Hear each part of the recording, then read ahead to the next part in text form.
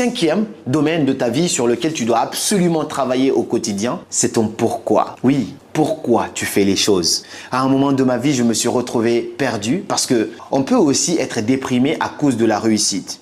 Je suis assez jeune, j'ai commencé ce métier quand j'avais 19 ans, donc j'ai commencé ça assez tôt. Et il s'est passé que j'ai accompli beaucoup de petites choses dans mon domaine en particulier. Les conférences, je me fixe un challenge, on va le chercher, on veut faire ici, on va là, on veut tel nombre de personnes, on va là, ainsi de suite. Et à un moment donné, je me suis retrouvé un petit peu perdu parce que je ne savais plus c'était quoi la prochaine étape. Je ne manquais pas d'argent, je vivais dans une belle maison, j'avais une très belle voiture, ainsi de suite, mais j'étais malheureux. Malheureux au plus profond de moi. Même faire une simple vidéo, c'était devenu une corvée alors que c'est ce qui me passionne le plus dans ce monde parce que j'étais plus bien. Et à un moment donné, j'ai pris un coaching avec un frère. On a discuté, dans la discussion, on s'est rendu compte que je n'avais pas de problème d'argent, je n'avais pas de problème de relation, je n'avais pas de problème de voiture, de matériel.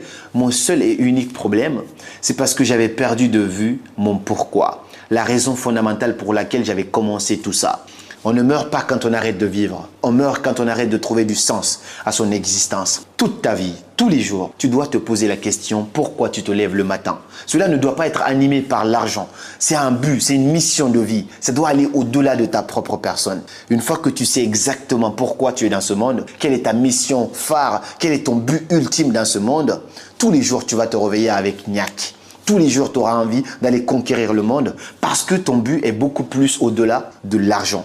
À quel point tu veux devenir immortel?